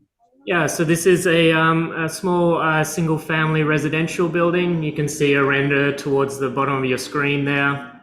It's a 2,300 square foot single family. It's got an attached garage to the left, which also functions as an art studio. The internals of this building have a ground floor kitchen and living situation and a mezzanine in the interior that becomes a living space. You can see here, this is the street, the current street, the site that we're proposing this in. You can see from the site plan, there's a blue line on the site plan, if you can make that out. That is a 10-foot easement that we have on the building itself. And obviously we're adhering to that. You can see the main house on the right and the garage with skylights to the left. This is a study that we did of the existing streetscape. We were very aware that there is a neighborhood character here, and we wanted to be part of that neighborhood character. And so we did a study of the existing streetscape, studying materials, form, and proportion of things like windows.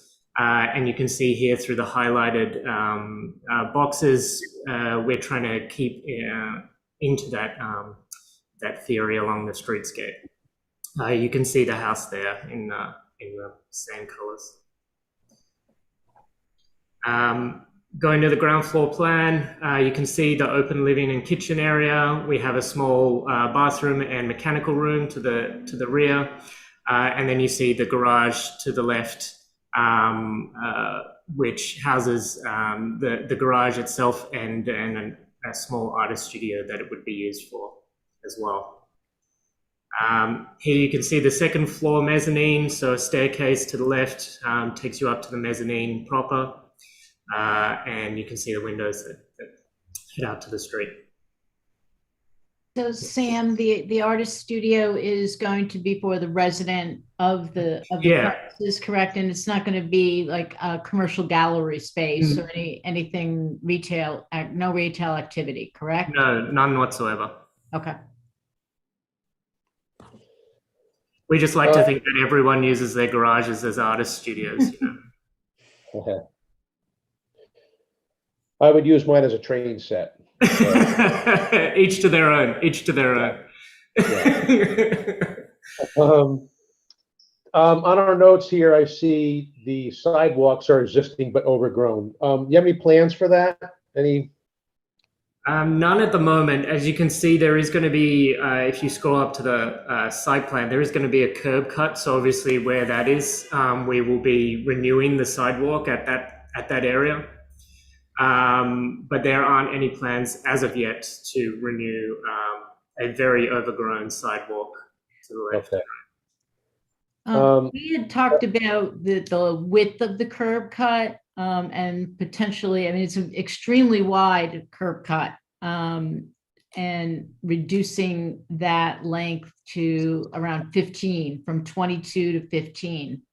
Yeah, we discussed this internally with our design team here. The issue is that our client has a recreational vehicle, a fairly lengthy recreational vehicle, and in wanting to get that off the street and into the garage here, studying our turning circle required this width. So after I know you had raised it, we went back and looked at it. I can share, if you like, a little diagram that we have that shows the turning circle of the recreational vehicle. But unfortunately, we had to keep the 22 feet that we're showing on this plan.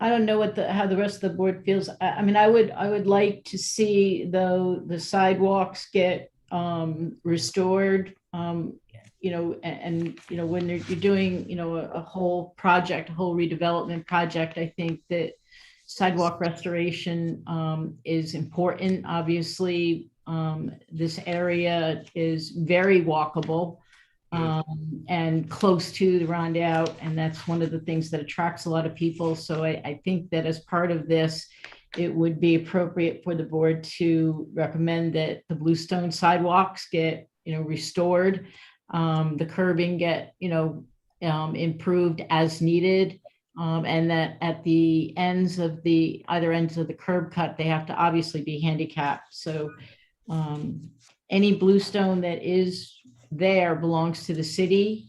We would certainly recommend that you check with the DPW to see if they've got materials that you might be able to use to replace broken pieces. But I think that's important for the overall. I mean, it's a whole new construction project. I think leaving the sidewalks in their present condition would be, a mistake at this point. Wayne Platt here. I agree, Sue. And there is a pretty big repository of bluestone at the end of South Sterling Street that I'm sure would be able to fit into what would be applied to that sidewalk there. So I'm in favor of making it a requirement that the applicants renovate the sidewalk and to get in touch with DPW to determine if they can acquire some of those materials from that repository. This is Don Tolman speaking for a second. I've recently been to the repository, and there is a lot there, but a lot of it's broken, and it might be hard to find big pieces, so they may have to acquire it elsewhere. Just FYI. Okay. Right. I know there's a lot of curbing though, I believe, correct, Don? That is correct. There's a lot of curbing. Yeah. what I don't understand is if we're putting a large garage in with a 22-foot apron and we have a heavy recreational vehicle going in and out, that whole entrance is presumably going to be a concrete apron, correct? Correct, yeah. I'm not talking about the apron area. I'm talking about the sidewalk, the balance of the sidewalk that would be in front of the home. For the other length, the other area where it would continue to exist. Yeah, you wouldn't want bluestone apron when you're No, I putting. just want to be clear on that. And obviously the sidewalk in front of the apron is not bluestone either. Correct. Yeah, no, it would be like a driveway. You would be putting in a drive. Okay. Sorry, Robert, are you in favor of requiring that then to have the sidewalks? I agree that the sidewalk should be cleaned up. I'm just having a hard time with the bluestone because you have a 22-foot wide apron. I mean, how much left of the sidewalk and how wide is this property? Oh, you still have the whole frontage of the entire house. So you've got at least another 20, probably maybe 30 feet. I think you're right, about around the 30-foot mark. So that's okay. You're good with that then, Robert? Yeah, no, that's fine. I understand. Okay. Rest of the board, good with that too? Yes, this is Kevin. Okay. All right, it sounds like everybody's Are they in favor. required to do bluestone in this area? Are all the sidewalks bluestone? In that one, I don't know, along that street. I think some of them are, but it's the historic district, so I think it requires bluestone when they apply to the Public Works Department. So we'll make that part of that. We'll make that a condition of approval then. We'll add that to our list. Any other questions for the applicant? No. Okay. Anything else from staff? From me? Okay. All right. So under seeker, excuse me, this is a type 2 action, so no further review of the board is required. So at this time, I will make a motion that we approve item number 16 with obviously board policy 6. And Sue, what are the other conditions that we have? They would be board policy 7, 7A, 14, 19, 22, 23, 25, and 26. We would also then include in this that the sidewalk be repaired using bluestone materials and that the applicant contact the DPW for that permit, the appropriate permit. Okay. All right. That is a motion. Do I have a second? Second, Robert Jacobson. Second by Robert Jacobson. All in favor, Wayne Platt is a yes. Charles Palaco? Yes. Robert Jacobson? Yes. Matt Gillis? Yes. Kevin Roach? Yes. Okay, that is approved.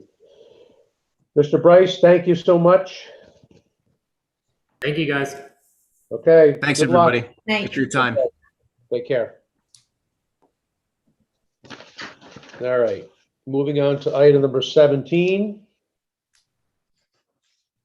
It is 108 West Pierpont Street, site plan to remove and replace.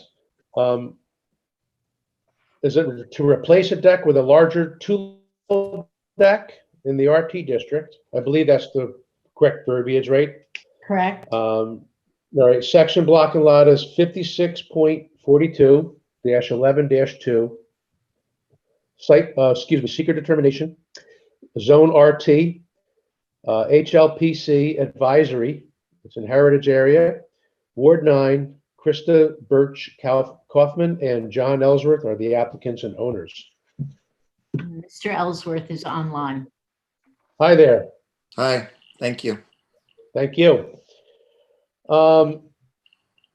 So, yeah, go ahead and tell us what your plan is here. The deck behind the house right now is is kind of sturdy but below code and has it doesn't have a tremendous amount of functionality. By the time you open the door, there's no space on the deck. And so extending it out a little bit deeper and wider, 8 feet out and 14 feet wide, off of 3 pilings. That the historic meeting, they asked for a stamped architectural plans as opposed to just review from the building inspector. And after talking with the architect, I decided to have the roof over the deck be a half roof, extending the full length of the deck, but only coming out from the house 5 feet instead of the full 8 feet. And yeah, it was a 2-level kind of porch deck thing, and just making it a little bigger. And a little safer. A lot safer. Okay.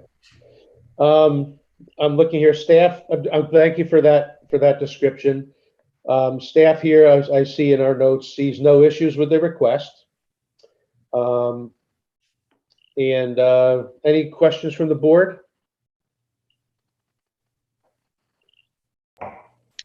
Okay. Under seeker, I'm sorry, Wayne, I just have a question. Mr. Ellsworth, so the architect is recommending decreasing the width then back to a 5-foot width? Just for the roof over the... Just for the roof, Yeah. Okay. Okay. Thank you for that clarification. Okay.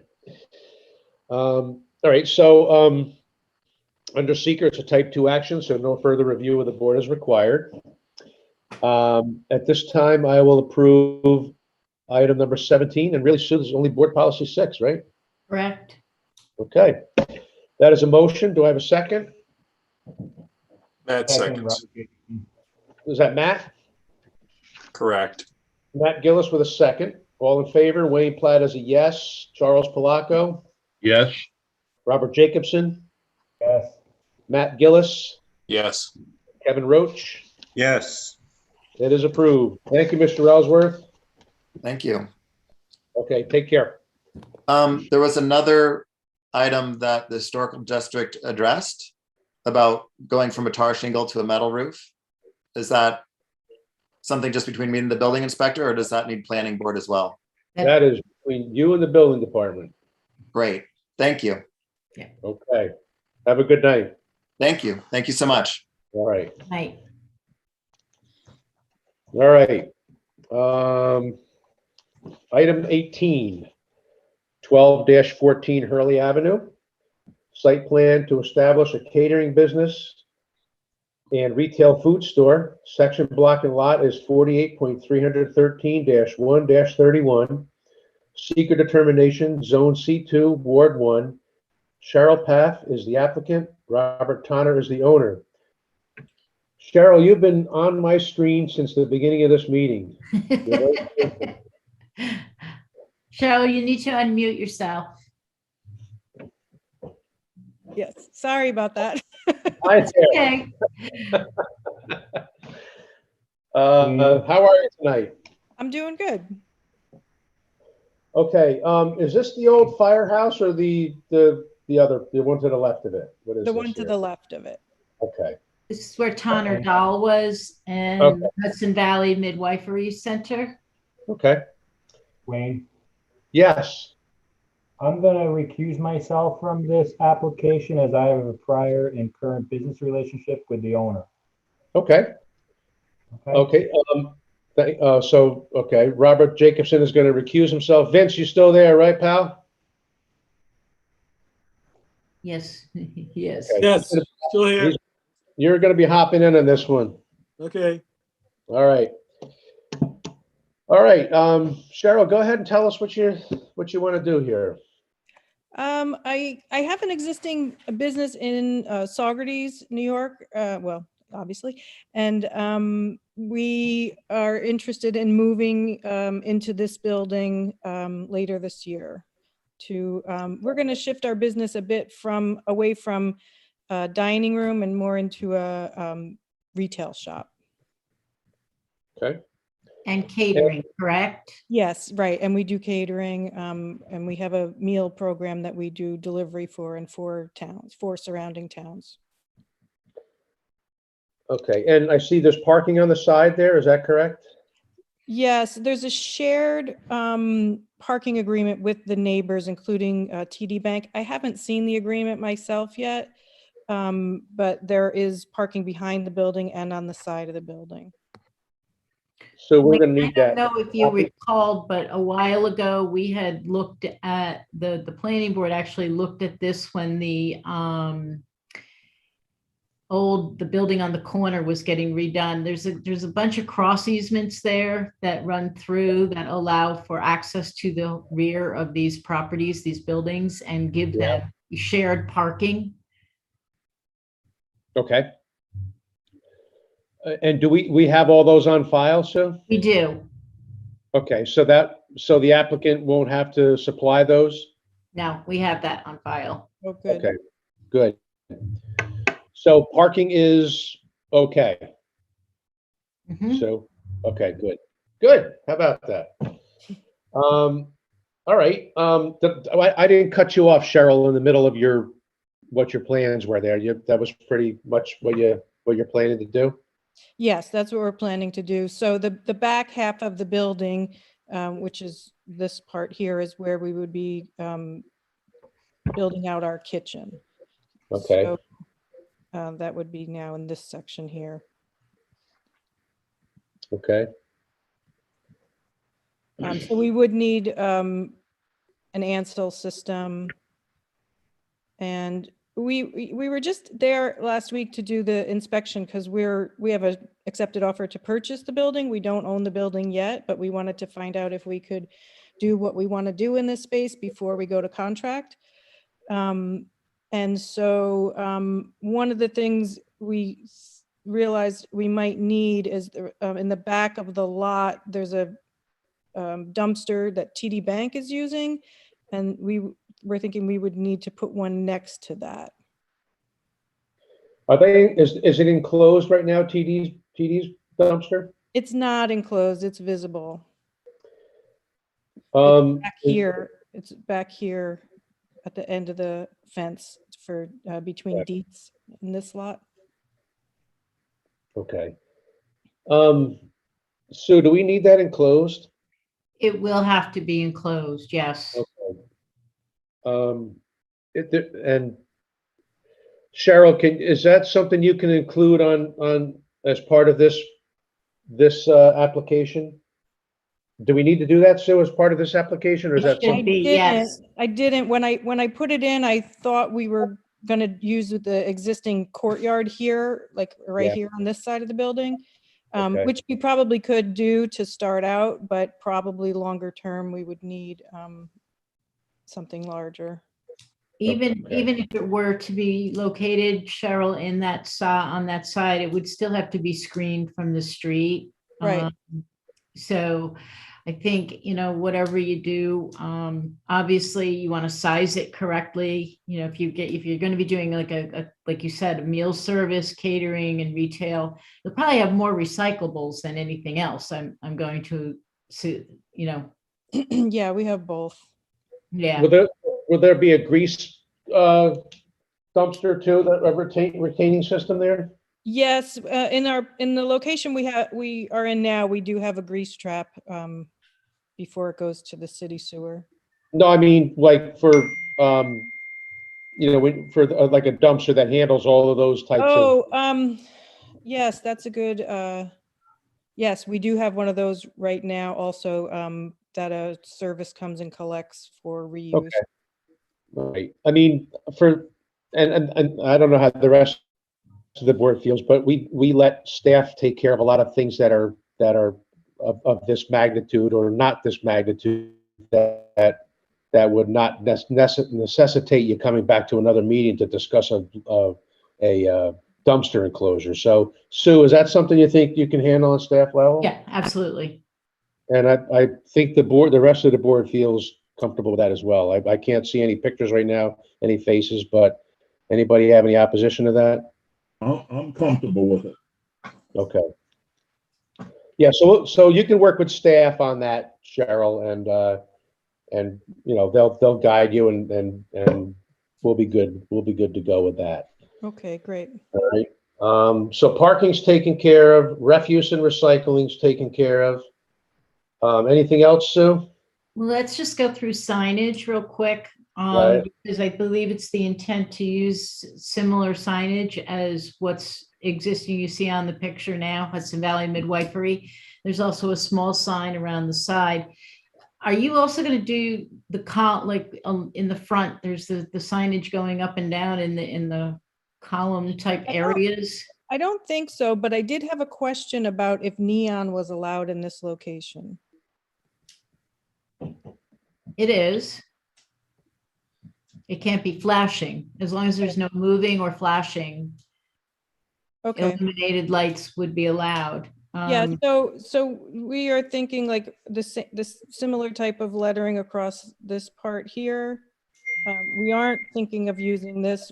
We possibly might, but we are planning to use the side of the building that you had shown earlier. Has a signage which we were thinking we would like to raise up a bit. This here. There was a picture of the building at an angle which also shows it. It's down pretty low. Yeah, that one. And we were thinking of raising it up like centered between all those windows. Okay, I'd have to look at the zoning on that to raise it up. I don't know that it can be above the sill. I have to look at the zoning. I don't have it in front of me, but we can double check. If you're just the same size but raising it up, I think you're limited to how high it can be. Okay. And so are these issues that can also be taken care of on staff level, that plus the neon? The final signage, yeah, I mean, if the board is comfortable with it, I'm comfortable with it. I'm okay with it because I think we share the same brain sometimes. So, I'm comfortable with it. Everybody else comfortable with that? I'm comfortable. And Cheryl, is that something that is going to be like the neon sign? Is that something that's going to be like an immediate, I got to do that now, or what's your plan for that? Is how far down the? No, this would probably be, at the beginning of next year. Okay. Yeah, we want to make sure that whatever is done, it obviously, is complementary to the architecture of the building. Right. Yeah. Okay. I mean, I'm okay with that. Handling that part on staff level too. So. And can I ask a question? Are there regulations in this area for the paint colors as well? Not in this particular area, no. Okay. No, but again, you are part of the gateway to Kingston there. Right. It's a prominent intersection too, so. You're thinking candy cane there, are you? Is that real? Yeah. All right. All right. Anything else, Sue?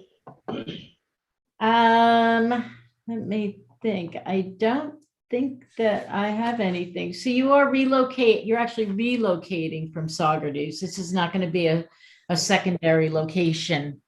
No, that's correct. We're All right. moving out of vacating the Saugerties location. Well, welcome to Kingston. Thank you. Yeah. Okay. Any other questions from the board? Okay. Seeker determination. Let's see what we got here. Type 2. A popular no further review of the board is required. So at this time, I will make a motion that we approve item number 18. Are we gonna have a Knox box that why don't you go over to policies there, so what we're gonna have and the other Okay, conditions. board policy 6. Yeah. Board policy 19, which is your noise ordinance, and 25, which is the Knox box, are the ones that I had tagged. And then to staff would be provide the location and the screening for the dumpster area, which would include refuse recycles and the grease containment, and also a final signage plan to staff. Okay. That sounds good. How's that sound, Cheryl? That sounds good. Okay, good. So that is a motion. A second? Kevin Roach, second. Kevin Roach with a second. All in favor? Wayne Platt is a yes. Charles Palaco, Yes. Matt Gillis, Yes. Kevin Roach, Yes. Vince Archer. Yes. Okay, motion's carried. Cheryl, good luck. Thanks for coming to Kingston with this. And I hope to be in there sometime soon to try out this stuff. Thank you very much. All Appreciate right. it. Good night. Right. Night. All right. Anything else before this board, Sue? That is it Okay. for this evening. All right. I'm going to give you a call in about a couple minutes too. So that'll be me calling your office phone. All right. Okay. All right. Wayne Platt here with a motion to adjourn. Do I have a second? Second. Is that Robert?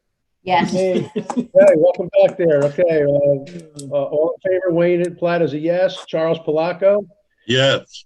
Robert Jacobson, Yes. Matt Gillis, Yes. Kevin Roach. Yes. Meeting is adjourned. Thank you, folks. Thank you, everyone. And Thank you, everybody. Good night, everyone. Good Dude, night. Kyla, can I talk to you for a second? Good night, folks. Possible? Emily, you need something? I just wanted to talk to you about Peg O'Leary's application. I don't know if I can make a late comment or send it to you. Yeah, why don't you call us in the office tomorrow, maybe? Okay. Yeah. Because depending on what it is, yeah. Okay. Okay.